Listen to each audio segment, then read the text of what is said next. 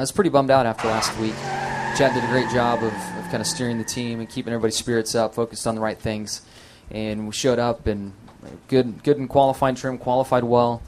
And then once we had that second set of tires on the car today, the car took off, and we just made some small adjustments from there and just kept making the car better and better. So very proud of the team and how we can bounce back, stay focused on the right things, and get the job done. So I'm very excited. It's a great position to be in.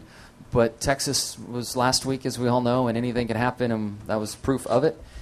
So looking forward to Homestead. Yes, I am excited, but we need to go down there and qualify up front and run up front all night long and stay out of trouble. Mark has had championship battles with Dale Earnhardt, Jeff Gordon, Tony Stewart, now you.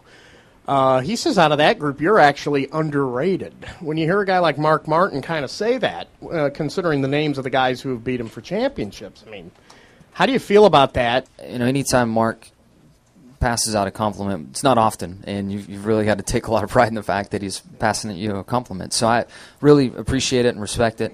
What means the most to me is in the garage area, I know I'm respected by everybody. And if it's a slow phase from the fans and maybe in a position of not being respected for what I've accomplished, it'll show up in due time. Everything runs its course. We can't, with winning races and the fact we've won 3 championships, that stuff is just proving what I'm made of, what the team's made of, who we are, what we're about.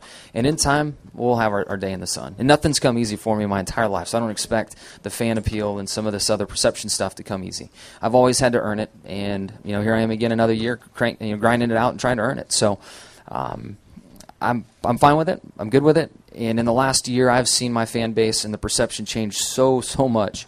And if we are able to win a 4th, I think it would help it even more. And then I also think, when I was a kid growing up, Earnhardt was winning a lot of races and championships, but nobody liked him.